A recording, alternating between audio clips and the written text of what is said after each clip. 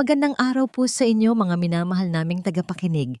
Sana po ay payapa ang inyong puso ngayong araw. Samahan niyo po kami sa isang kwentong magpapaalala na ang tunay na pamilya ay hindi nasusukat sa yaman, kundi sa sakripisyo at wagas na pagmamahal. Sa likod ng katahimikan ng isang marangyang tahanan, may mga lihim na kayang magpabago ng kapalaran ng maraming buhay.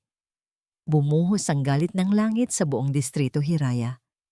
Ang ulan ay hindi lang patak, kundi mga balde ng tubig na tila gustong lunurin ang buong syudad sa lilim ng gabi. Para kay Lacan Montero, ang ganitong panahon ay abala lamang sa biyahe. Ngunit ngayong gabi, iba ang pakiramdam. May dalang kaba ang bawat kidlat na gumuguhit sa madilim na kalangitan. Pinutol ng marangyang itim na sedan ang kurtina ng ulan. Dahan-dahang pumasok sa naglalakihang bakal na tarangkahan ng Hacienda Silangan, ang tahanan ng mga Montero, isang palasyong nagsisilbing simbolo ng kanilang kapangyarihan at yaman. Ngunit para kay Lacan, ang palasyong ito ay malamig, tahimik, walang buhay. Ipinark niya ang sasakyan sa malawak na garahe, pinatay niya ang makina, at ang tanging maririnig na lamang ay ang lagabog ng ulan sa bubong. Napabuntong hininga siya, kinapa ang kanyang briefcase sa passenger seat. Subalit wala roon. Naalala niyang inilagay pala niya ito sa likod, sa trunk ng sasakyan. Bahagya siyang nainis sa sariling pagkalimot. Bumaba siya ng sasakyan, ang amoy ng basang semento ay sumalubong sa kanya. Isang pindot lang sa susi at automatikong bumukas ang trunk.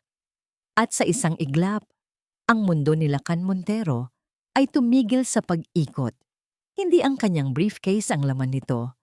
Isang babae, si Dalisay Di Matulangan. Ang pinakabago at pinakatahimik nilang kasambahay.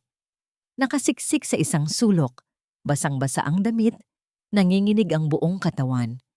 Ngunit hindi lang siya ang nandoon. Sa kanyang mga bisig, mahigpit niyang niyayakap ang tatlong maliliit na bumbunan ng tela. At mula sa mga telang yon, umalingaw-ngaw ang mahihinang iyak. Mga sanggol. Tatlong sanggol, hindi makagalaw si Lacan. Ang utak niya, na sanay sa mga komplikadong desisyon sa negosyo, ay tila nag-short circuit. Anong ginagawa ng babaeng ito sa loob ng sasakyan niya? At sino ang mga batang ito? Ang unang pumasok sa isip niya ay galit. Isang matinding galit na nagmula sa pagtataka. Pagnanakaw? Kidnapping? Ano ang motibo nito? Anong ibig sabihin nito, Dalisay? Ang boses ni Lacan ay hindi pa sigaw. Ito ay malamig. Mas malamig pa sa hanging dala ng ulan. Bawat salita ay may bigat ng bakal. Hindi sumagot si Dalisay. Itinaas lamang niya ang kanyang mukha. Ang ilaw mula sa trunk ay tumama sa kanyang mga pisngi na basang-basa ng pinaghalong ulan at luha. Sa kanyang mga mata, wala kang makikitang kasamaan ng isang kriminal. Ang nakita ni Lacan ay purong takot. Isang takot na kayang magpatigil sa tibok ng puso ng sinumang makakita. Yumuko siya at mas hinigpitan ang yakap sa mga sanggol na tila ba iyon ang tanging magliligtas sa kanila mula sa isang panganib na hindi nakikita. Sumagot ka. Muling utos ni Lacan, mas may diin. Patawad po, Sir Lacan. Halos pabulong na sabi ni Dalisay. Nanginginig ang boses. Kailangan ko lang po. Kailangan ko lang po silang itakas. Kumunot ang noo ni Lacan. Itakas? Kanino? At bakit sa sasakyan ko pa? Sa halip na sumagot, mas lalong humagulgol ang babae. Ang mga iyak ng sanggol ay lumakas, sumasabay sa ritmo ng malakas na ulan sa labas. Naalala ni Lacan ang sinabi ni Halia, ang kanyang fiancé, ilang araw lang ang nakalipas. That Dalisay, she's too quiet, masyadong mailap. I don't trust her. Binaliwala niya iyon noon bilang isang simpleng obserbasyon. Ngunit ngayon, ang mga salitang yon ay bumabalik sa kanya na parang isang babala. Tiningnan niyang muli ang babae. Hindi ito ang kilos ng isang magnanakaw. Ito ang kilos ng isang taong tumatakbo para sa kanyang buhay at para sa buhay ng mga batang dala niya. Kahit naguguluhan at nagagalit, may kung anong nag-udyok kay Lakan na gawin ang isang bagay na hindi niya inaasahan. Tumayo ka dyan, mahinang utos niya. Pumasok kayo sa loob, bago pa kayo magkasakit lahat. Dahan-dahang gumalaw si Dalisay, inaalalayan ng mga sanggol na tila gawa sa babasaging kristal. Sumunod ito kay Lakan, papasok sa pinto sa gilid ng garahe na patungo sa kusina. Ang bawat hakbang niya ay mabigat. Nang makapasok sila sa loob ng mainit na bahay, ang katahimikan ay mas nakakabingi. Tanging ang pag-iyak na lamang ng mga sanggol ang maririnig.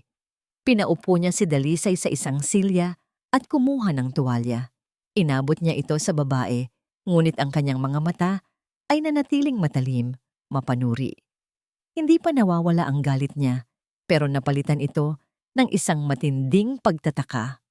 Pinunasan ni Dalisay ang sarili habang patuloy sa pagpatangan sa mga bata. Nanatiling nakatayo si Lakan sa kanyang harapan, naghihintay ng paliwanag na katanggap-tanggap. Nang sa wakas ay tumahan ang mga sanggol, nagkaroon ng pagkakataon si Lakan na magtanong. Ang tanong na kanina pa bumabagabag sa kanyang isipan.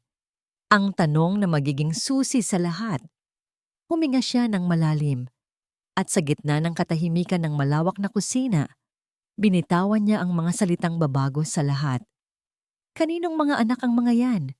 Itinigil ni Dalisay ang kanyang ginagawa. Dahan-dahan niyang itinaas ang kanyang mga mata at sa pagkakataong ito, sinalubong niya ang titig ni Lakan. Puno ng sakit, puno ng pagod, ngunit puno ng isang katotohanang hindi kayang itago. Sa isang tinig na basag, ngunit malinaw, binitawan niya ang sagot. Mga Montero. Ang salitang Montero, isang apelyidong katumbas ay kapangyarihan, isang pangalang kayang magbukas ng lahat ng pinto at kaya ring magpatahimik sa sinumang kaaway. At para kay Dalisay di Makulangan, ang salitang iyon ang kanyang tanging pag-asa at ang pinakamalaki niyang kinatatakutan. Ang salitang binitawan niya ay nanatiling nakabitin sa hangin ng kusina, mabigat at puno ng kahulugan. Nakita ni Dalisay ang pagbabago sa mukha ni Lakan Montero, ang pagkagulat, ang pagkalito, at higit sa lahat, ang pagdududa.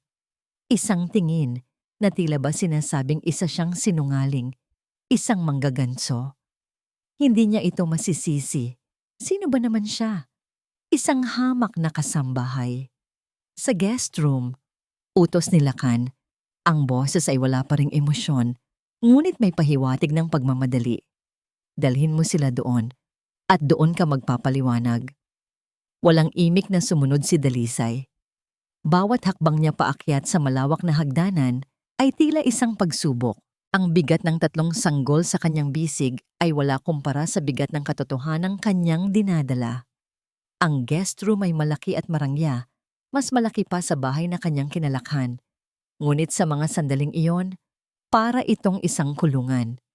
Maingat niyang inihiga ang 3 anghel sa malambot na kama. Si Sinag, si Alon, at si Ulap.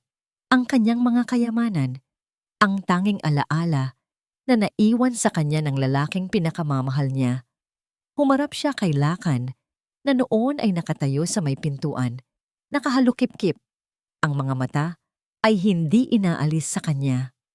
Magsimula ka, sabi nito. Huminga ng malalim si Dalisay, hinugot ang lahat ng natitirang lakas. Ikinuwento niya ang lahat, ang lihim na pag-iibigan nila ni Silang Montero. Kung paanong ang nakatatandang kapatid ni Lakan ay nagpakita sa kanya ng isang mundong iba sa nakasanayan, isang mundong puno ng pangarap at simpleng pagmamahal, malayo sa karangyaan ng Hacienda Silangan. Pakakasalan kita, Dalis.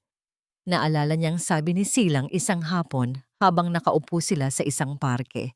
Sa harap ng Diyos, hindi sa harap ng pamilya ko. Darating ang araw, ipaglalaban kita sa kanila. Pero sa ngayon, atin muna ito. Atin lang. Ikinuwento niya ang kanilang lihim na kasal sa isang maliit na kapilya sa probinsya. Ang kaligayahang naramdaman niya ng malamang nagdadalang tao siya, hindi lang sa isa, kundi sa tatlo. At ang unti-unting pagbabago kay Silang, ang pag-aalala, ang takot na hindi nito masabi sa kanya ang dahilan. Hanggang sa isang araw, dumating ang balita, patay na si Silang. Nagpatiwakal daw dahil sa kahihiyan sa pagkalugi ng kumpanya. Gumuho ang mundo ni Dalisay, ngunit hindi siya naniniwala. Kilala niya si Silang, hindi ito duwag. Mayroon itong ipinaglalaban, at ang patunay ay nasa mga anak nila. Hindi po ako nagsisinungaling, Sir Lakan. Sabi ni Dalisay, ang mga luha ay muling dumadaloy. Mula sa isang maliit at hindi tinatagusan ng tubig na supot na nakatago sa kanyang damit, inilabas niya ang isang nakatuping papel. Kupas na ito, at may mga lukot, ngunit ang mga salita ay malinaw pa rin. Ang kanilang marriage contract. Iniabot niya ito kay Lakan. Tinanggap ito ng lalaki. Ang mga daliri ay bahagyang nanginginig. Pinagmasdan ni Dalisay ang bawat galaw nito. Ang pagkunot ng noo habang binabasa ang mga pangalan. Silang Montero at Dalisay di Makulangan. Ang pag-igting ng kanyang panga. Ang pagtiim ng kanyang mga labi. Katahimikan. Isang mahabang katahimikan. Bakit si Halia? Tanong ni Lakan. Sa wakas ay binali ang katahimikan. Bakit mo nasabing gusto niyang ipapatay ang mga bata? Dahil alam niya. Sagot ni Dalisay. Hindi ko po alam kung paano, pero nalaman niya ang tungkol sa amin ni Sir Silang. Pagkatapos mamatay ni Sir Silang, pinuntahan niya ako. Binalaan. Pera kapalit ng pananahimik ko. Tinanggihan ko po. Ang gusto ko lang ay ilayo ang mga anak ko. Ngunit kaninang hapon, may mga lalaking pilit na pumapasok sa inuupahan kong apartment. Alam kong mga tauhan niya, kaya po ako tumakas. Muling tumahimik si Lakan. Ibinalik nito ang marriage contract kay Dalisay. Ang kanyang mukha ay isang blangkong pader, imposibleng basahin. Sa gitna ng tensyon, isang katok sa pinto ang bumasag sa lahat. Pumasok si Yaya Gunita, ang matandang kasambahay na nag-alaga sa magkapatid na Montero mula pagkabata. May dala siyang isang tray ng gatas at biskwit. Sir Lakan, naisip ko lang po na baka natigil sa pagsasalita ang matanda nang makita ang tatlong sanggol na mahimbing na natutulog sa kama. Nanlaki ang kanyang mga mata. Dahan-dahan siyang lumapit. Nanginginig ang mga kamay na ibinaba ang tray. Sino? Pinagmasdan niya ang mga mukha ng sanggol. Ang hugis ng ilong. Ang kurba ng mga labi. Hinaplos niya ang pisngi ng isa sa mga sanggol. Ang pisngi ni Alon. Ang kanyang mga mata, na puno ng alaala ng maraming taon, ay biglang nanubig. Diyos ko! Bulong ng matanda. Ang boses ay nanginginig. Tumingin siya kay Lakan at pagkatapos ay kay Dalisay. Kamukhang kamukha ng tatay niya noong sanggol pa lamang. Ang mga salita ni Yaya Gunita ay tumagos sa puso ni Lakan na parang isang punyal. Mas matimbang, mas makatotohanan kaysa sa anumang dokumento. Si Yaya Gunita ay hindi marunong magsinungaling. At ang sinasabi ng kanyang mga mata ay totoo. Muling tiningnan ni Lakan ang mga bata. Sa pagkakataong ito, hindi na bilang mga ebidensya sa isang kaso, kundi bilang mga pamangkin. Sinubukan niyang hanapin ang kapatid sa mga munting mukha na yon. At ngayon, nakikita na niya. Ang pilyong ngiti ni Silang sa labi ni Sinag. Ang seryosong titig nito sa mga mata ni Ulap. Ang hugis ng baba ni Alon. Nandoon si Silang. Buhay na buhay sa anyo ng kanyang tatlong anak. Para kay Dalisay, ang mga salita ng matanda ay isang basbas. Isang patunay mula sa isang taong tunay na nakakakilala sa mga Montero. Sa isang iglap, nabawasan ng bigat sa kanyang dibdib.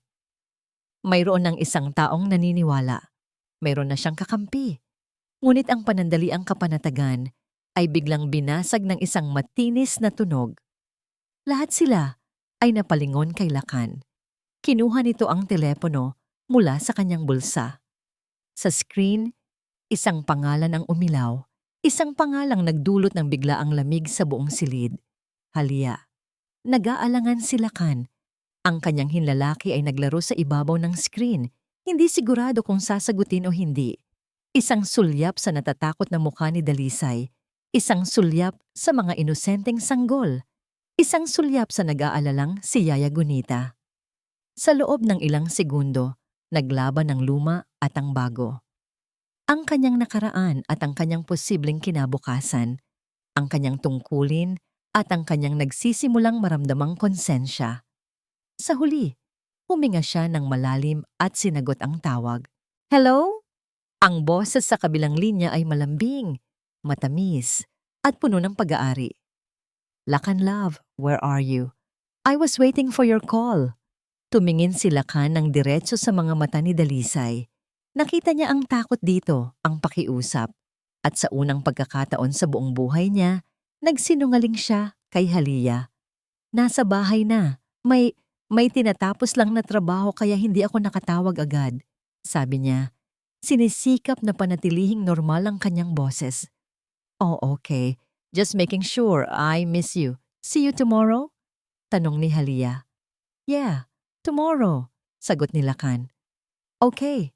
Good night, love. I love you. Hindi sumagot si Lakan ng I love you too.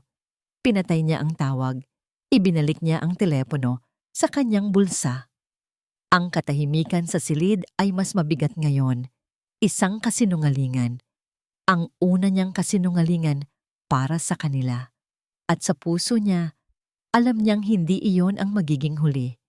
Kinabukasan, ibang-iba ang Hacienda Silangan. Ang karaniwang nakakabinging katahimikan ay napalitan ng mga tunog ng buhay. Isang mahinang pagiyak dito, isang banayad na pag-alog ng bote doon. Hindi mapakali si Lakan. Pagkatapos ng gabing iyon, hindi na siya nakatulog ng maayos. Ang mga salita ni Dalisay, ang kumpirmasyon ni Yaya Gunita, at ang pagsisinungaling niya kay Halia ay paulit-ulit na naglalaro sa kanyang isipan. Bumaba siya at natagpuan si Dalisay sa kusina. Kahit halata ang puyat at pagod sa mukha nito, maingat at malambing pa rin ang bawat kilos niya habang inaasikaso ang tatlong sanggol na nakahiga sa isang makeshift na higaan sa sahig. Si Yaya Gunita naman ay abala sa paghahanda ng mainit na gatas. Para silang isang pamilya. Isang imaheng kailanman ay hindi nasaksihan ni Lakan sa loob ng malapalasyong bahay na ito. Ang pamilya, para sa kanya ay mga board meeting, mga business dinner, at mga sapilitang pagtitipon. Hindi ito. Hindi ganito kainit. Sir Lakan, magandang umaga po. Kape po. Alok ni Yaya Gunita. Pilit na pinapasigla ang boses. Tumangulang si Lakan at naupo sa mesa, hindi inaalis ang tingin kay Dalisay. Pinapanood niya kung paano nito alam, kung sino ang gutom, kung sino ang kailangang palitan ng lampin, at kung sino ang kailangan lang ng yakap. Isang sayaw ng pag-aalaga na puno ng pagmamahal. Biglang isa sa mga sanggol, si Ulap, ay nagsimulang umiyak ng malakas, hindi tumatahan kahit ano ang gawin ni Dalisay. Naku, baka nabitin sa gatas, sabi ni Yaya Gunita, nagmamadaling kumuha ng isa pang bote. Nataranta si Dalisay, hawak na niya ang dalawang sanggol. Paano niya aabutin ang bote? Bago pa man makalapit si Yaya Gunita, isang bagay na hindi inaasahan ang nangyari.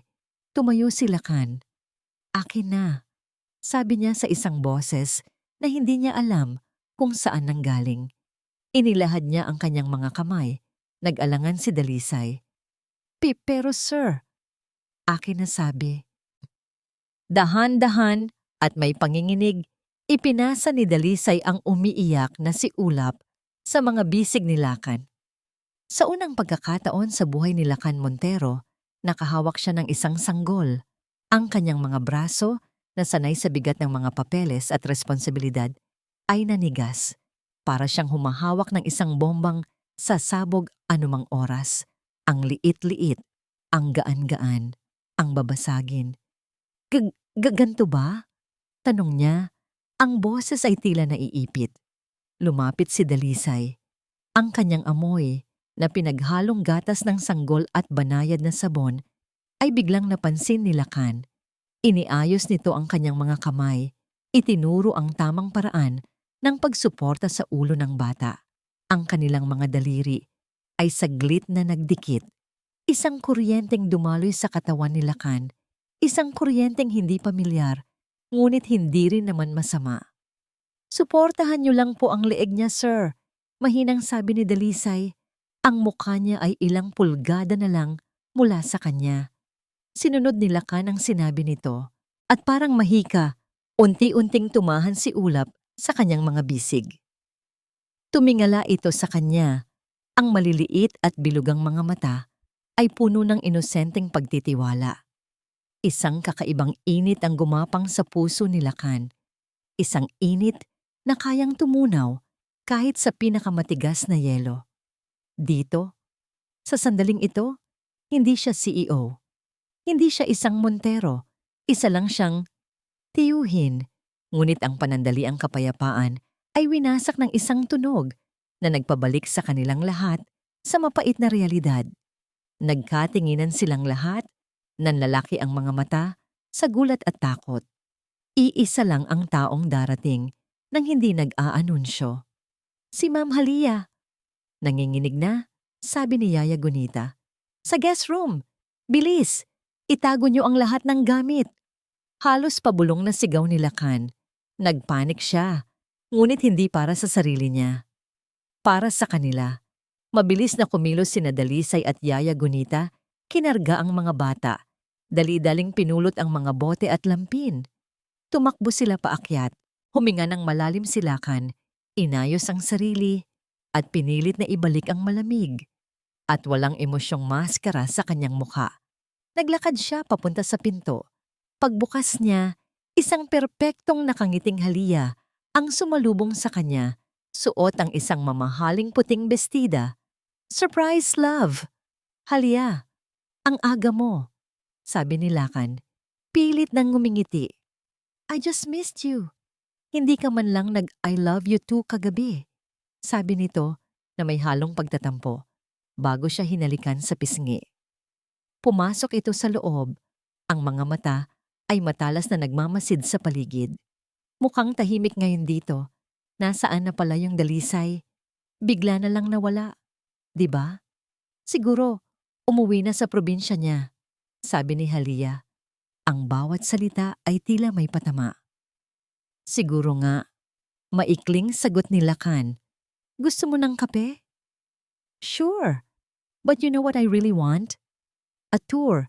Hindi ko pa nakikita ang second floor ng maayos, sabi ni Halia. Ang nangiti ay hindi nawawala sa kanyang mga labi. Nanigas si Lakan. Naglakad si Halia papunta sa hagdanan at sumunod si Lakan. Ang puso niya ay kumakabog ng malakas. Habang paakyat sila, ipinagdarasal niyang sana ay nasa loob na ng silid sina Dalisay. Nang malapit na sila sa dulo ng pasilyo, kung saan naroon ang guest room, nagkunwari si Halia na napagod. Wait, love. Let me just rest for a bit. Huminto siya. Eksakto sa tapat ng pintuan ng guest room, ang pintuan kung saan nagtatago ang sikreto ni Lakan, ang sikreto ng buong pamilya Montero. Itinukod ni Halia ang kanyang kamay sa pader, sa tabi mismo ng pinto. Ngumiti siya kay Lakan, isang ngiting nakakakilabot. Pagkatapos, dahan-dahan niyang inilipat ang kanyang kamay sa doorknob. Hinawakan niya ito.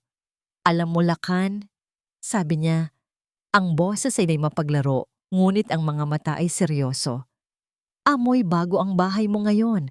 Parang may naamoy akong gatas ng sanggol. Ang pagpihit ng doorknob ay parang tunog ng isang bombang sasabog. Mula sa loob ng silid, narinig ni Dalisay ang mga salita ni Halia. Parang may naamoy akong gatas ng sanggol. Nanigas si Dalisay sa kanyang kinatatayuan. Hinigpitan niya ang yakap kay Sinag na noon ay payapang natutulog sa kanyang bisig. Ang kanyang puso ay kumakabog ng napakabilis, tila gusto nang kumawala sa kanyang dibdib. Ito na ang katapusan. Ngunit bago pa man tuluyang bumukas ang pinto, narinig nila ang matatag na boses ni Lakan. Halia, sandali. May pagtataka sa boses ni Halia. Bakit, love? Halika, doon tayo sa veranda. Huminto na ang ulan. Mas maganda doon, sabi ni Lakan. Ang boses ay pilit na pinapakalma. Isang saglit na katahimikan. Para kay Dalisay, ang bawat segundong lumilipas ay isang walang hanggan. Narinig niya ang pagbitaw ng kamay ni Halia sa doorknob. Nakahinga siya ng maluwag. Ngunit huli na ang lahat. Isang mahinang pag-iyak. Galing kay Alon. Tila ba naramdaman ng sanggol ang panganib sa labas. Sa labas ng pinto, nakita ni Lakan ang dahan-dahang paglingon ni Halia. Ang mapaglarong ng ngiti nito ay nawala. Napalitan ng isang blangkong ekspresyon. Ano yon? Tanong ni Halia. Ang boses ay sobrang tamis na nagiging lason. Iyak ng bata. Hindi na makakaila si Lakan. Tapos na ang laro. Dahan-dahan niyang binuksan ang pinto ng guest room, inilalantad ang lahat. Ang mundo ni Dalisay ay huminto. Nandoon si Halia, nakatayo sa may pinto. Ang kanyang mga mata ay parang mga matatalim na yelo na tumutusok sa kanyang pagkatao. Sa likod nito ay si Lakan. Ang muka ay hindi maipinta. Dahan-dahang pumasok si Halia sa silid. Ang bawat hakbang niya ay mabigat, puno ng awtoridad. Tiningnan niya ang tatlong sanggol sa kama. Pagkatapos ay ibinalik ang tingin kay Dalisay. Kaya pala, sabi ni Halia, isang mapait na tawa ang kumawala sa kanyang lalamunan. Kaya pala, bigla ka na lang nawala. Nagtatago ka pala dito sa pamamahay ng magiging asawa ko. Hindi makapagsalita si Dalisay. Ang tanging nagawa niya ay umatras ng isang hakbang. Mas lalong niyakap si Sinag bilang pananggalang. Lumapit si Halia kay Lakan. Hinaplos nito ang pisngi ng lalaki. Ang kanyang mga mata ay nagbabaga sa pinaghalong sakit at galit. Anong ibig sabihin nito, Lakan? Sino siya? At kaninong mga anak ang mga yan? Ang tanong ay isinabit niya sa hangin. Puno ng lason, sinisiguradong maririnig ng lahat. Bago pa man makasagot si Lakan, si Dalisay ang kanyang hinarap. Ikaw, sabi ni Halia, ang bawat salita ay isang sampal. Anong akala mo sa sarili mo? Na pagkatapos mong akitin ang kapatid niya, si Lakan naman ang isusunod mo? Ganyan ka na ba kadesperada para sa pera ng mga Montero? Hindi po. Iyon lang ang lumabas sa bibig ni Dalisay. Huwag mo akong matawag-tawag na po. Sigaw ni Halia. Sa wakas ay nagpakita ng tunay na kulay. Isa kang ahas. Isang makating babae na sisira sa lahat. Tama na, Halia. Ang boses ni Lakan. Malamig, matigas, puno ng babala. Napalingon si Halia sa kanya, hindi makapaniwala. Anong sabi mo? Ako pa ang pinapatigil mo. Lakan, hindi mo ba nakikita? Niloloko ka ng babaeng yan. Ginagamit ka lang niya. Sinabi kong tama na. Sa unang pagkakataon, humakbang si Lakan palayo kay Halia at palapit kay Dalisay. Hindi niya ito hinawakan, ngunit ang kanyang presensya sa tabi nito ay isang malinaw na mensahe. Pinoprotektahan na niya ito. Ito ang mga anak ni Silang, deklara ni Lakan. Ang kanyang mga mata ay nakatitig ng diretso kay Halia. Mga pamangkin ko, at mananatili sila dito sa pamamahay ko. Ang mukha ni Halia ay nagbago. Ang galit ay napalitan ng isang bagay na mas malalim. Isang nasaktang pagtataksil. Isang luha ang pumatak mula sa kanyang mata. Isang perpektong luha na dumaan sa kanyang perpektong pisngi. Ang kanyang pag-arte ay walang kapantay. Pinagtatanggol mo siya? Hindi makapaniwalang tanong ni Halia. Matapos ang lahat, Lakan, siya ang pinipili mo? Wala akong pinipili. Sagot ni Lakan. Ginagawa ko lang ang tama. Umalis ka na, Halia. Mag-usap tayo kapag pareho na tayong kalmado. Umalis? Tumawa si Halia ng mapakla. Pinapaalis mo ako para sa kanya. Hindi sumagot si Lakan at ang kanyang katahimikan ang pinakamasakit na sagot. Tumango si Halia, pinunasan ng kanyang luha. Muli niyang isinuot ang maskara ng isang biktima. Sige, aalis ako, pero sana tandaan mo ang araw na ito, Lakan. Ang araw na mas pinili mo ang isang kasinungalingan kaysa sa akin. Tumalikod siya at naglakad palabas. Ang bawat hakbang ay puno ng dignidad ng isang reynang nasugatan. Nang mawala na siya sa paningin, napaupo si Dalisay sa kama. Nanginginig ang buong katawan. Naramdaman niya ang kamay ni Lakan sa kanyang balikat, isang magaang pagtapik, ngunit puno ng suporta.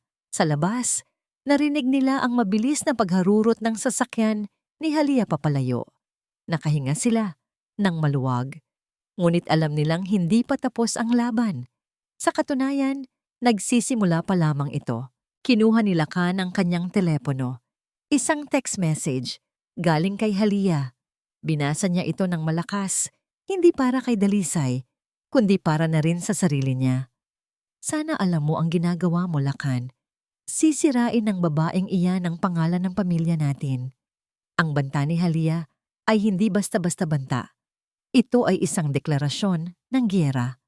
At alam ni Lakan na sa isang giyera, kailangan niyang malaman kung sino talaga ang kanyang kalaban.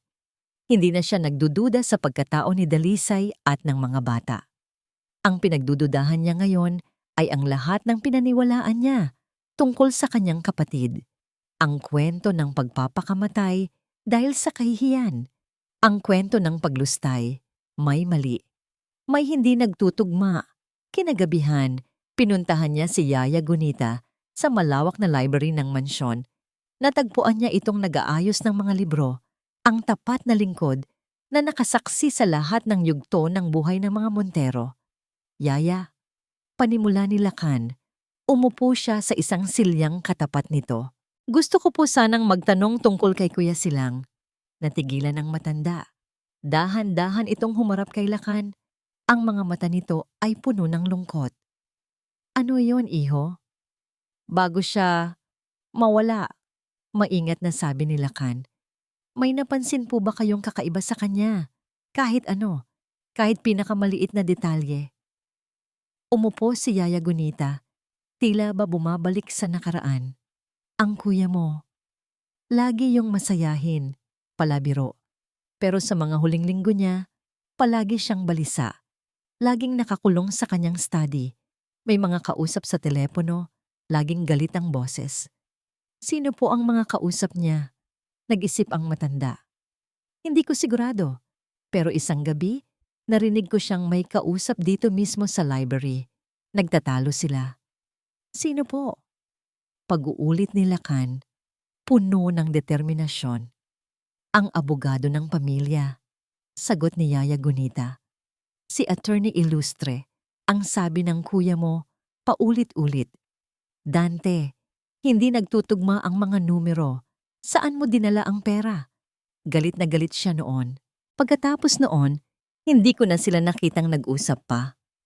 Attorney Dante Ilustre, ang pinagkakatiwalaang abogado ng pamilya. Ang taong tumulong sa kanilang ayusin ang lahat matapos ang pagkamatay ni Silang. Isang malamig na kuryente ang gumapang sa likod ni Lakan. Matapos ang usapan, umakyat si Lakan sa ikalawang palapag. Sa isang pasilyo na matagal na niyang hindi pinupuntahan. Doon, sa dulo, naroon ang study ni Silang. Hindi ito ipinagalaw ng kanilang ama mula nang mangyari ang trahedya. Isang monumento ng kahihiyan, sabi nila. Pagbukas niya ng pinto, amoy ng mga lumang libro at alikabok ang sumalubong sa kanya. Lahat ay nasa ayos, na para bang naghihintay lang sa pagbabalik ng kanyang kapatid. Sinimulan niyang maghalongkat. Mga drawer, mga libro, mga cabinet. Wala siyang makitang kakaiba. Hanggang sa napadako ang tingin niya sa isang malaking painting sa pader, isang larawan ng kanilang pamilya noong mga bata pa sila. May kung anong nagudyok sa kanya na hawakan ito. At doon, naramdaman niya. May maliit na espasyo sa likod. Maingat niyang inalis ang painting. At sa likod nito, isang maliit at nakatagong kompartimento. Sa loob, isang lumang kahon na gawa sa kahoy. Dala ang kahon, bumalik siya sa sarili niyang silid. Sa loob nito, mga nagkalat na financial statements, mga resibong hindi niya maintindihan, at isang maliit at kakaibang susi. Habang tinitingnan niya ang mga papel, pumasok si Dalisay. May dalang isang baso ng tubig. Sir Lacan, mukhang pagod na pagod po kayo. Mahinang sabi nito. Tumingin si Lacan sa kanya, pagkatapos ay sa mga papel. Sinusubukan ko lang intindihin kung ano ang pinagkakaabalahan ng kapatid ko. Umupo si Dalisay sa di kalayuan. Mahal na mahal po niya kayo, sabi nito. Lagi niya kayong ikinukwento. Ang pangarap niya ay hindi yaman, Lacan. Ang pangarap niya ay kapayapaan. Isang araw daw, aalis kami sa magulong mundong ito at maninirahan sa isang simpleng bahay sa tabi ng dagat, kasama ang mga anak namin. Ang mga salitang yon ay tumama kay Lacan. Hindi yun ang silang na ipinakilala sa kanya. Ang gahaman, ang traidor. Ang silang sa kwento ni Dalisay ay isang taong may pangarap. Isang taong gustong tumakas. Tumingin siyang muli sa susi. Hindi ito susi sa pinto. Hindi rin susi ng sasakyan. Iba ang hugis nito. Kinabukasan, maaga siyang pumasok sa opisina. May kutob siya. Dumiretso siya sa dating opisina ni Silang na ngayoy ginagamit na bilang imbakan ng mga lumang gamit. Hinalungkat niya ang bawat sulok hanggang sa makita niya ito sa likod ng isang bookshelf. Isang maliit na safe na nakabaon sa pader, natatakpan ng alikabok. Isang safe na walang sinuman ang nakakaalam na naroon. Nanginginig ang mga kamay na isinuksok niya ang susi sa seradura. Sakto. Dahan-dahan niyang binuksan ang pinto ng safe. Sa loob, wala siyang nakitang pera. Walang mga dokumento. Walang alahas, halos walang laman, maliban sa isang bagay, isang maliit, itim, at modernong bagay na nakalagay sa gitna. Isang USB flash drive. Ang katotohanan ay parang liwanag sa isang madilim na silid. Isang pindot lang at lahat ay lilinaw. Hawak na ni Lacan Montero ang switch, ang USB, na magsisilbing liwanag sa madilim na kasinungalingang bumalot sa pagkamatay ng kanyang kapatid. Ngunit ang hindi niya alam, ang kasinungalingan ay hindi basta-bastang anino. Ito ay apoy, at sa isang iglap, handa itong sunugin ang lahat. Nasa loob ng kanyang opisina si Lacan. Ang USB ay nasa kanyang kamay. Ito na. Ang sagot sa lahat. Handa na niyang isaksak ito sa kanyang laptop nang biglang tumunog ng malakas ang kanyang telepono. Hindi ang kanyang personal phone, kundi ang intercom. Sir Lacan, boses ng kanyang sekretarya, nanginginig at nag-aalala. Sir, buksan niyo po ang TV, kahit anong news channel. Ngayon na po. Kumunot ang noo ni Lacan. What is it, Melissa? Basta po, sir. Please. May kaba sa kanyang dibdib. Kinuha niya ang remote at binuksan ang malaking flat-screen TV sa kanyang pader. Unang bumungad sa kanya ang logo ng isang sikat na news network. Ang headline sa ilalim ay parang isang suntok sa kanyang sikmura. Skandalo sa pamilya Montero. Kasambahay. Ginamit ang mga anak sa panggigipit. Nanigas si Lacan. Ang kanyang larawan, ang larawan ng Hacienda Silangan at isang luma at hindi kagandahang litrato ni Dalisay ay nasa screen. Sa mansyon, isang panandaliang kapayapaan ang bumabalot kay Dalisay. Kasama si Yaya Gunita, pinagmamasdan niya ang kanyang tatlong anghel na payapang naglalaro sa isang makapal na kumot sa sahig. Sa unang pagkakataon, sa loob ng maraming araw, nakaramdam siya ng pag-asa. Ligtas sila dito. May lakan na poprotekta sa kanila. Ang mga batang ito, Dalisay, sila ang magiging liwanag ng bahay na ito, nakangiting sabi ni Yaya Gunita. Ngumiti si Dalisay, ngunit ang kanyang nangiti ay biglang naglaho nang magbago ang programa sa TV. Isang breaking news flash ang lumitaw, at kasunod nito ang mukha niya. Hindi, hindi totoo yan, dapat yan. Bulong ni Dalisay, nanlalaki ang mga mata sa gulat. Ang reporter ay nagsasalita sa isang seryosong tono. Ayon sa aming source, ang babaeng kinilalang si Dalisay Di Makulangan ay isang dating kasambahay na di umano'y may lihim na relasyon sa yumaong si Silang Montero. Ngayon, lumutang muli ang babae, dala ang 3 sanggol, at pilit umanong ginigipit ang Montero family, partikular na si CEO Lacan Montero. At pagkatapos, lumabas ang pinakamasakit na bahagi, isang exclusive interview. Si Halia, umiiyak sa harap ng kamera, ang mukha ay puno ng awa at pagkasuklam. Ang akin lang po ay ang kapakanan ni Lacan, humihikbing sabi ni Halia. He is a good man, at ginagamit ng babaeng iyon ang kanyang kabutihan. Naaawa ako sa mga bata. Ginagamit sila bilang pain sa isang maduming laro. Hindi ko matawaran ang sakit na nararamdaman ko ngayon, hindi lang para sa akin, kundi para sa buong pamilya Montero na muling binabahiran ng putik. Bawat salita ay isang patalim na tumatarak sa puso ni Dalisay. Hindi na siya makahinga. Ang mga akusasyon, ang mga kasinungalingan, sobrang bigat, sobrang sakit.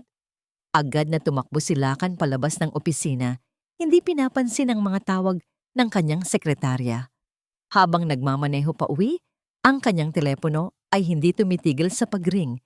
Mga numero ng mga miyembro ng board, mga kilalang mamamahayag, mga kasosyo sa negosyo, lahat sila humihingi ng paliwanag. Ngunit isa lang ang nasa isip niya. Si Dalisay.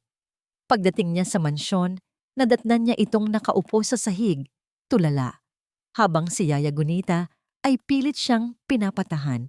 Ang TV ay patay na. Dalisay. Tumingin ito sa kanya. Ang mga mata ay basang-basa ng luha ngunit walang emosyon. Tila ba naubos na ang lahat ng kanyang kakayahang makaramdam. Kasalanan ko to, sabi niya sa isang basag na boses. Sabi ko na nga ba? Dapat hindi na ako nagpunta dito. Dapat umalis na lang ako. Sinubukan niyang tumayo, nanginginig. Aalis na kami, Sir Lacan. Salamat po sa lahat. Pero sobra na to. Sisirain ko lang ang buhay niyo. Hinawakan siya ni Lacan sa braso. Mahigpit, ngunit hindi masakit. Hindi ka alis. Dito ka lang. Pero Lacan, sabi kong dito ka lang. Sigaw niya na mo siya. Hindi dahil sa galit kay Dalisay, kundi sa galit sa buong mundo. Sa kawalan ng hustisya, sa bagsik ng kasinungalingan ni Halia. Hindi tayo susuko, lalaban tayo. Ngunit sa gitna ng kanyang matapang na deklarasyon, muling tumunog ang kanyang telepono. Isang numero na hindi niya maaaring baliwalain. Ang chairman ng board ng Montero Corporation. Huminga siya ng malalim bago sagutin. Lacan. Ang boses sa kabilang linya ay malamig at walang paligoy-ligoy. This is a PR nightmare of epic proportions. The board is calling for an extraordinary meeting tomorrow morning. I understand, sagot ni Lacan. Ang panga ay nagiigting. Hindi mo naiintindihan, Lacan. Ang brand ng Montero ay nakasalalay dito. We are giving you an ultimatum. Isang nakakabinging katahimikan. Itakwil mo ang babaeng yan at ang kanyang mga anak sa publiko o bumaba ka sa pwesto bilang CEO ng Montero Corporation. You have until tomorrow's meeting to decide. Binitawan ni Lacan ang telepono. Napatingin siya kay Dalisay na nakatingin sa kanya, puno ng pag-asa at takot. Ang kanyang buong mundo, ang kanyang karera, ang kanyang pamilya, ang kanyang kinabukasan ay nakasalalay sa isang desisyon, ang katotohanan o ang korona. Ang conference room ng Montero Corporation ay puno ng tensyon. Ang mga miyembro ng Board of Directors na ang mga mukha ay kasing tigas ng mamahaling kahoy ng kanilang lamesa ay nakaupo at naghihintay. Sa dulo ng lamesa, nakaupo si Attorney Dante Ilustre. Ang kanyang mukha ay kalmado, ngunit ang mga mata ay mapanuri. Pumasok si Lacan. Lahat ay natahimik. Ang kanyang itsura ay hindi ang itsura ng isang taong talunan. Ang kanyang tindig ay matatag. Ang kanyang mga mata ay nag-aalab sa isang apoy na hindi pa nila nakikita dati. Naupo siya sa kanyang upuan sa kabisera ng lamesa. Hindi niya pinansin ang mga nakahandang dokumento. Sa halip, ipinag-krus niya ang kanyang mga kamay sa ibabaw ng lamesa at tiningnan ang bawat isa sa kanila. Magandang umaga sa inyong lahat. Panimula niya, ang kanyang boses ay kalmado, ngunit may bigat. Alam kong lahat kayo ay nag-aabang sa aking desisyon. Ang chairman, isang matandang lalaki na may maputing buhok, ang bumasag sa katahimikan. Lacan, we hope you made the right choice. For the sake of this company. Ngumiti si Lacan, isang ngangiting hindi umabot sa kanyang mga mata. Ginawa ko po ang tamang desisyon, hindi para sa kumpanya, kundi para sa pangalan ng Montero. Nagkaroon ng bulungan. I will not disown Dalisay de Maculangan, deklara ni Lacan, malinaw at matatag. And I will certainly not disown my brother's children, my own blood. Isang miyembro ng board ang tumayo sa gulat. Lacan, are you insane? This will be the end of us. Ang katapusan natin, pagtutuwid ni Lacan, ay ang pagpapatuloy sa isang kasinungalingan. Masyado na nating matagal na pinaniwalaan ang isang pekeng kwento. Tumingin siya ng diretso kay Attorney Ilustre na ngayon ay halatang hindi na mapakali sa kanyang upuan. At hindi lang yan. Opisyal kong ipinapaalam sa board na bubuksan kong muli ang kaso ng pagkamatay ng aking kapatid na si Silang Montero. Dahil naniniwala akong hindi siya nagpatiwakal, naniniwala akong siya ay pinatay. Ang pahayag ay parang isang bombang sumabog sa loob ng silid. Gulat, pagkalito, pagtutol. This is absurd, sigaw ng chairman. Lacan, this is emotional nonsense. You are putting your personal feelings above your duty. Tumayo si Lacan. Ang kanyang presensya ay tila na puno sa buong silid. Ang tungkulin ko, sabi niya, ang bawat salita ay may diin. Ay sa pamilya ko. Isang tungkuling matagal ko nang kinalimutan dahil sa paghabol sa imahe at sa pera. Kung ang pagiging CEO ng kumpanyang ito ay nangangahulugang tatalikuran ko ang katotohanan at ang sarili kong dugo. Kung gayon, hindi ko na kailangan ang posisyong ito. Kinuha niya ang kanyang company ID sa kanyang bulsa at dahan-dahan itong inilapag sa lamesa. I resign, effective immediately. Walang sino man ang nakapagsalita. Maging si Attorney Ilustre ay napanganga. Hindi inaasahan ang ganitong katapangan. Tumalikod si Lacan at naglakad palabas ng silid. Iniwan ang isang boardroom na puno ng gulat at kaguluhan. Habang naglalakad siya sa hallway, hindi siya nakaramdam ng panghihinayang. Sa halip, naramdaman niya ang isang kalayaan na hindi pa niya naramdaman kailanman. Pagdating niya sa mansyon, nadatnan niya si Dalisay sa sala. Nakaupo. Ang mga kamay ay magkayakap na tila nagdarasal. Nang makita siya nito, agad itong tumayo. Anong nangyari? Tanong nito. Ang boses ay puno ng kaba. Lumapit si Lacan sa kanya. Hinawakan niya ang mga kamay nito. Ang unang pagkakataon na ginawa niya ito nang may intensyon. Ang mga kamay nito ay malamig at nanginginig. Wala na akong trabaho, sabi niya. Isang maliit na ngiti ang sumilay sa kanyang mga labi. Nanlaki ang mga mata ni Dalisay. Ano? Dahil sa amin? Hindi. Pagtatama ni Lacan, hinigpitan ng hawak sa mga kamay nito. Dahil sa akin, dahil sa pagpili ko sa kung ano ang tama. Tinitigan ni Dalisay si Lakan. Hindi na ang malamig na CEO ang nakikita niya, kundi isang lalaking handang isakripisyo ang lahat para sa paninindigan. Sa mga mata nito, nakita niya ang respeto, ang paghanga, at ang simula ng isang damdaming mas malalim pa. "Halika," sabi ni Lakan. Hinila niya ito ng bahagya papunta sa kanyang study. "May kailangan kang makita. May kailangan tayong makita." Naupo sila sa harap ng kanyang laptop. Inilabas niya ang maliit na itim na USB, ang susi sa lahat. "Ano yan?" tanong ni Dalisay. "Hindi ko pa alam," sagot ni Lakan. Pero ito ang iniwan ni Silang. At anuman ang laman nito, ito na ang simula ng laban natin. Isinaksak niya ang USB sa port. Isang folder lang ang lumabas sa screen. Ang pangalan ng folder, Katotohanan. Binuksan niya ito. Maraming files. Karamihan ay audio recordings. Nagkatinginan sila ni Dalisay at pagkatapos ay pinindot niya ang play sa unang file. Ang unang boses na narinig nila ay pamilyar. Ang boses ni Silang. Recording Silang. "Okay, recording. August 12. Muli akong kinausap ni Dante. Ngunit ang kasunod na boses ang nagpatigil sa paghinga nilang dalawa. Isang boses na malambing, sopistikada, at puno ng kasamaan. Ang boses ni Halia. Recording Halia. "Silang, listen to me. It's a simple plan. Ililipat lang natin ang pondo sa isang offshore account na ako ang may hawak. Walang makakaalam. By the time your father realizes the money is gone, it will be too late. Sasabihin nating nalugi ka sa isang masamang investment." Recording Silang.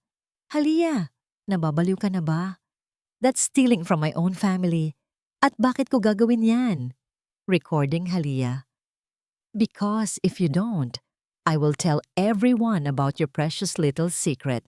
Ang hamak na kasambahay na pinakasalan mo sa probinsya at ang mga bastardo na daladala niya sa sinapupunan niya. Imagine the scandal, Silang. Masisira hindi lang ang pangalan mo, kundi ang buong pangalan ng Montero. Pero kung gagawin mo ang sinasabi ko, we can all get what we want. Pera para sa akin, katahimikan para sa'yo, at sa pamilya mo." Napahawak si Dalisay sa kanyang bibig. Ang mga luha ay tumutulo na parang gripo. Hindi makapaniwala sa kanyang naririnig. Matagal na pala siyang alam ni Halia. Matagal na siyang ginagamit bilang panakot. Si Lakan naman ay napakuyom ng kanyang kamao. Ang kanyang mga ugat sa leeg ay lumitaw sa tindi ng galit. Ang kapatid niya, ginipit, tinakot. Pero hindi pa yun ang pinakamasaklap. Pinindot niya ang isa pang audio file. May petsang mas bago. Ang boses ulit ni Silang, ngunit sa pagkakataong ito, halatang kinakabahan at nagmamadali. Tila kuha ito mula sa isang nakatagong recorder sa kanyang bulsa. Recording Silang. "Huli na kayo, Halia. Dante. Alam ko na ang lahat. Hindi lang ang pagnanakaw, kundi ang lahat ng anomalya sa kumpanya na matagal nyo nang ginagawa. Nakarecord ang lahat ng ito. Isusumite ko to sa board bukas." Kasunod nito ay ang nag-aalalang boses ni Attorney Ilustre. Recording Dante. "Silang, pag-usapan natin to. Huwag kang padalos-dalos." At pagkatapos, ang boses ni Halia. Malamig, walang emosyon, nakamamatay. Recording Halia. "Wala na tayong dapat pag-usapan. Binigyan kita ng pagkakataon, Silang. Pinili mo ang maling panig." Recording Silang. Anong ginagawa niyo?" Recording Halia. "Pinapatulog ka lang namin. Para sa huling pagkakataon." Iyon na. Ang huling narinig nila ay ang tunog ng isang bumagsak na katawan at pagkatapos ay katahimikan. Nakatitig lang si Lakan sa screen ng laptop, ngunit ang kanyang nakikita ay ang huling sandali ng kanyang kapatid. Pinagtulungan. Pinatay. At ang pinakamasakit sa lahat, Pinatay ng 2 taong pinagkatiwalaan niya, ang kanyang abogado at ang babaeng malapit na niyang pakasalan. Ang galit na naramdaman niya kanina ay walang-wala kumpara sa apoy na nag-alab ngayon sa kanyang buong pagkatao. Hindi ito galit, ito ay puot. Isang matinding puot na humihingi ng hustisya. Tumingin siya kay Dalisay. Umiiyak ito nang walang tunog. Ang kanyang katawan ay nanginginig sa sakit at takot.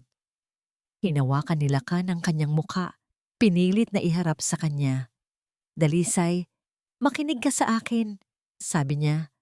Ang kanyang boses ay nanginginig din sa tindi ng emosyon. Tapos na ang pagtatago. Tapos na ang pagtakbo. Panahon na para maningil. Tumingin si Dalisay sa kanyang mga mata. At sa unang pagkakataon, ang takot sa mga mata nito ay napalitan ng determinasyon. Ang determinasyon ng isang inang ipaglalaban ang pangalan ng ama ng kanyang mga anak. Tumango siya. Anong gagawin natin? Hinawakan ni Lakan ang USB. Ang maliit na bagay na naglalaman ng katotohanan. Gagawin natin, sabi ni Lakan, ang dapat sanang ginawa ng kapatid ko. Ang study ni Lakan ay naging isang war room. Magdamag silang gising ni Dalisay, hindi para magluksa, kundi para magplano. Kinontak ni Lakan ang isang private investigator na matagal na niyang pinagkakatiwalaan, isang retiradong pulis na nagngangalang Mr. Reyes. This is a slam dunk, Sir Lakan, sabi ni Mr. Reyes habang pinapakinggan ang mga audio files sa ikalimang pagkakataon. Ang kanyang mukha ay seryoso. The recordings are clear. Motive, conspiracy. Nasa atin na pero ano? Tanong ni Lakan. Ang kanyang mga mata ay madilim dahil sa puyat at galit. Mas magiging matibay ang kaso kung mayroon tayong live witness. Isang taong magpapatunay na ang mga boses sa recording ay talagang sina Halia Altamirano at Attorney Ilustre. Nag-isip si Lakan. Naalala niya ang sinabi sa recording. May nabasag na bagay. Nagkaroon ng komosyon. Imposibleng walang ibang nakarinig o nakakita. Ang security staff, biglang sabi ni Lakan. Check the security logs. On the night of my brother's death, sino ang naka-duty sa floor niya? Mabilis na kumilos si Mr. Reyes. Ilang oras lang ang lumipas, may resulta na sila. Isang pangalan, Antonio Tony de Guzman. Isang security guard na bigla na lang nag-resign 1 linggo matapos ang insidente. Walang record kung nasaan na ito ngayon. Hanapin niyo siya. Utos ni Lakan. Kahit saang sulok pa ng Pilipinas siya nagtatago. Hanapin niyo siya. Ang sumunod na 2 araw ay isang mabilis at nakakapagod na paghahanap. Habang si Dalisay at Yaya Gunita ang nag-aalaga sa mga bata, si Lakan at ang team ni Mr. Reyes ay walang tigil sa pagtatrabaho. Pinagtagpi-tagpi nila ang lahat. Ang mga audio recording, ang mga financial records na nakuha ni Silang. At ngayon, ang paghahanap sa nawawalang testigo. Natagpuan nila si Tony de Guzman sa isang maliit na karinderya sa Batangas, nagtatrabaho bilang isang kusinero. Ang dating malinis na uniforme ay napalitan ng isang maruming apron. Ang dating matikas na tindig ay kinubanan ng takot at konsensya. Hinarap siya ni Lakan, hindi bilang isang bilyonaryo, kundi bilang isang kapatid na humihingi ng tulong. Mang Tony, sabi ni Lakan, umupo sila sa isang maliit na lamesa. Alam kong nandoon ka. Alam kong may nakita ka.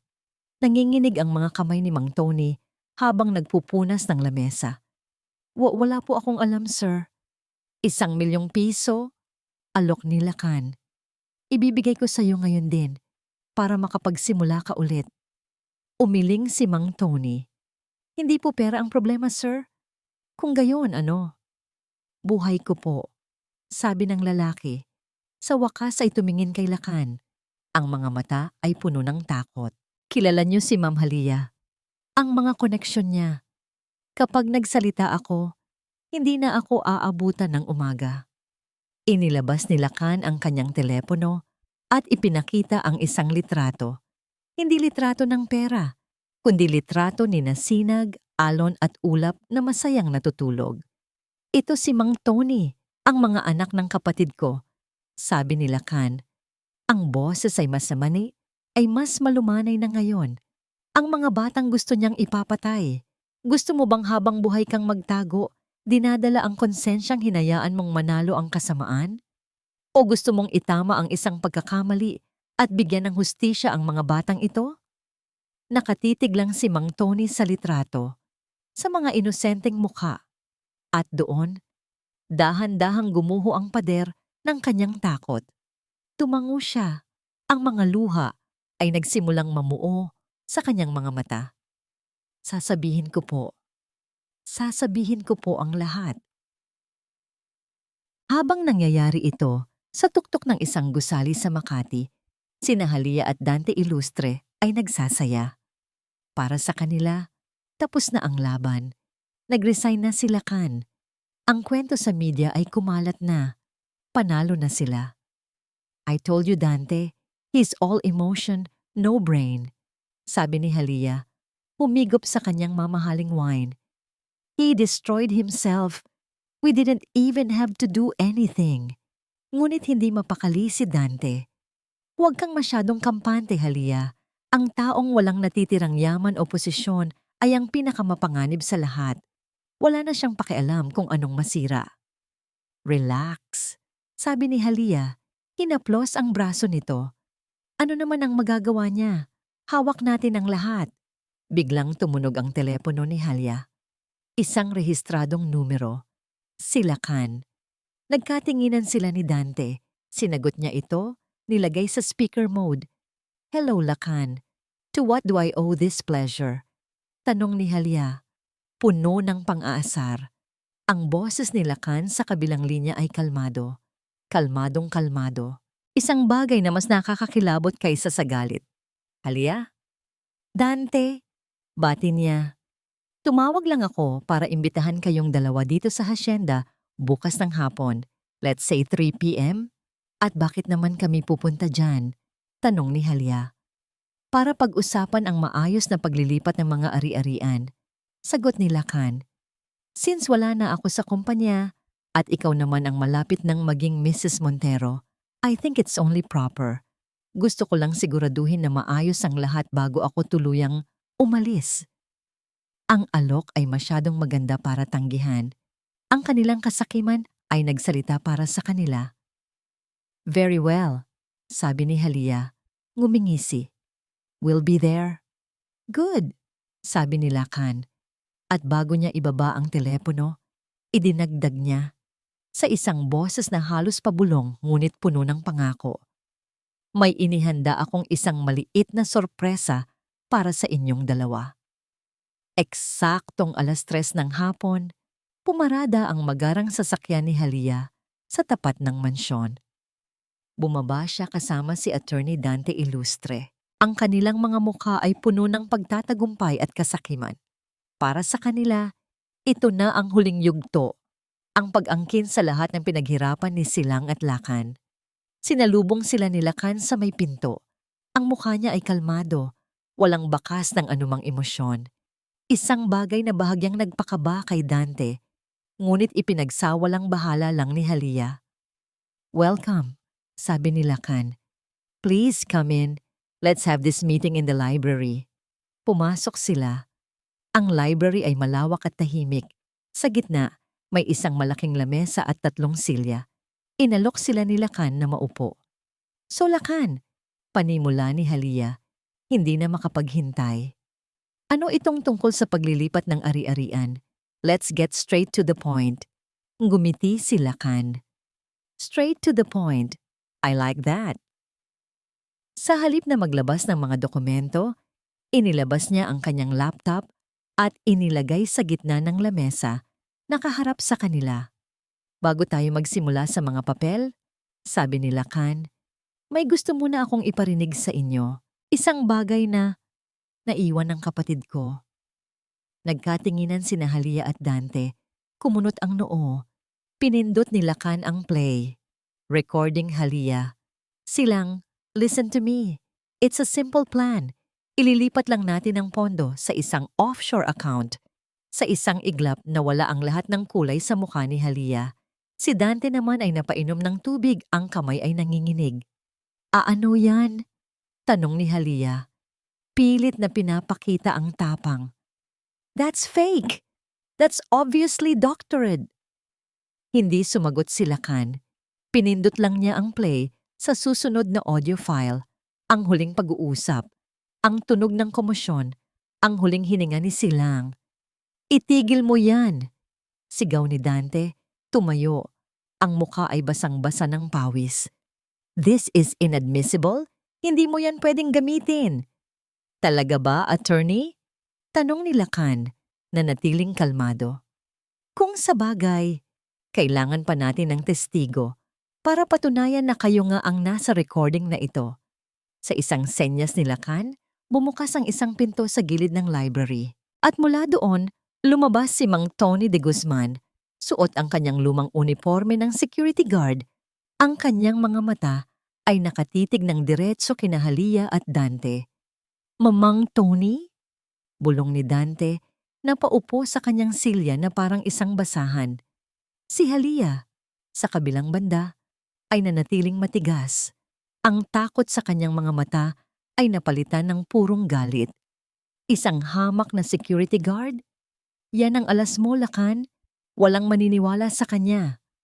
Siguro nga, sabi ni Lakan, pero baka sa kanila, maniwala sila. Bumukas ang isa pang pinto. At mula doon, pumasok ang dalawang unipormadong pulis, kasama ang hepe ng pulisya at si Mr. Reyes, ang private investigator. Doon na gumuho ang mundo ni Halia. Ang maskara niya ay tuluyang nabasag. Inilalantad ang halimaw sa loob. Tumayo siya. Itinuro si Lakan. Ang kanyang boses ay isang matinis na sigaw ng isang nasusukol na hayop. Kasalanan mo to. Kung sumunod ka lang sana. Kung hindi ka lang sana naging mahina. Sigaw niya. Dapat lang mamatay ang kapatid mo. Masyado siyang malinis. Masyado siyang mabuti. At sa mundong ito, Lakan, ang mga mabubuti, nauunang mamatay. Sa kanyang pagwawala, hindi niya namalayan na inamin na niya ang lahat. At ikaw. Sigaw niya, binalingan si Dalisay na biglang lumabas mula sa isa pang pinto. Karga ang isa sa mga bata, si Ulap. Si Dalisay ay hindi na natatakot. Ang kanyang mga mata ay puno ng tahimik na lakas. Ikaw na hampas lupang babae ka. Akala mo mananalo ka? Hindi. Akin ang lahat ng ito. Akin lang. Susugurin sana ni Halia si Dalisay, ngunit mabilis siyang napigilan ng mga pulis. Huli na kayo, Halia Altamirano at Dante Ilustre, sabi ng hepe ng pulisya. Isinasama namin kayo sa presinto para sa kasong pagnanakaw at pagpatay. Habang kinakaladkad sila palabas, nagpupumiglas si Halia. Ang kanyang itsura ay malayo na sa eleganteng socialite na kilala ng lahat. Ang kanyang buhok ay gulo-gulo. Ang kanyang mukha ay puno ng puot. Tumingin siya kay Lakan sa huling pagkakataon.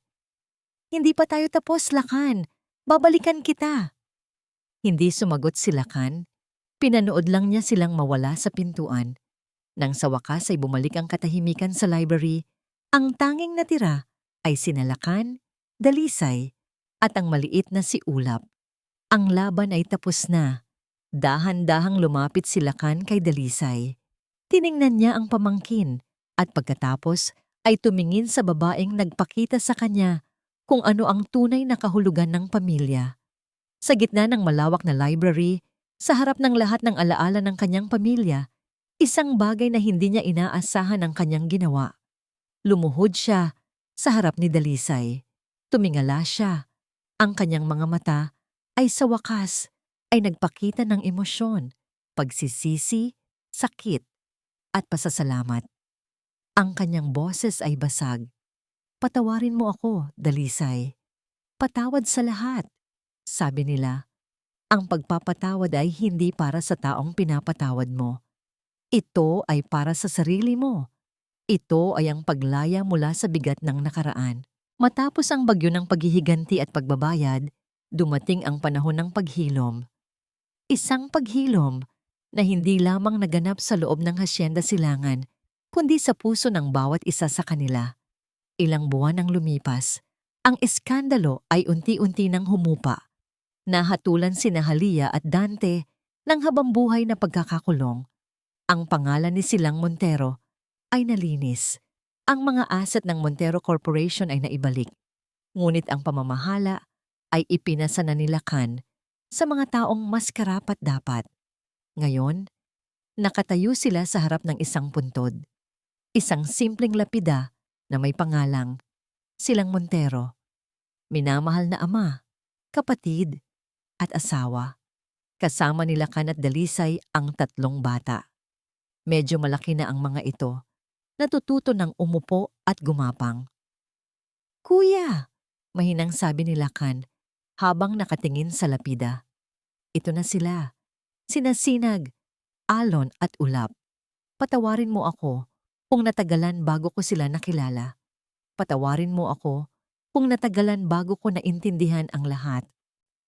Si Dalisay naman ay naglagay ng isang bungkos ng puting bulaklak sa puntod.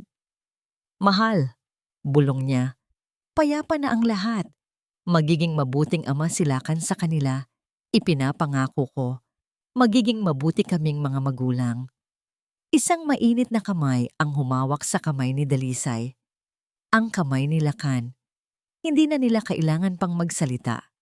Sa katahimikan ng sementeryong yon, nagkaunawaan sila. Ang Hacienda Silangan ay naibenta. Masyadong malaki. Masyadong puno ng malulungkot na alaala. Sa halip, lumipat sila sa isang maliit ngunit magandang bahay sa bayan ng Payapa. Isang tahimik na bayan sa labas ng Maynila.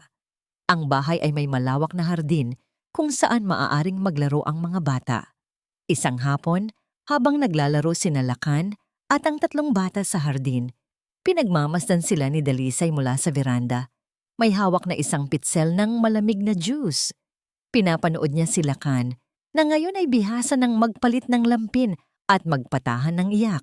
Ang dating CEO na may suot na mamahaling suit ay napalitan ng isang simpleng ama na may suot na t-shirt at shorts. Hindi alintana ang mga mantsa ng pagkain ng sanggol. Sila Kan ay tumatawa.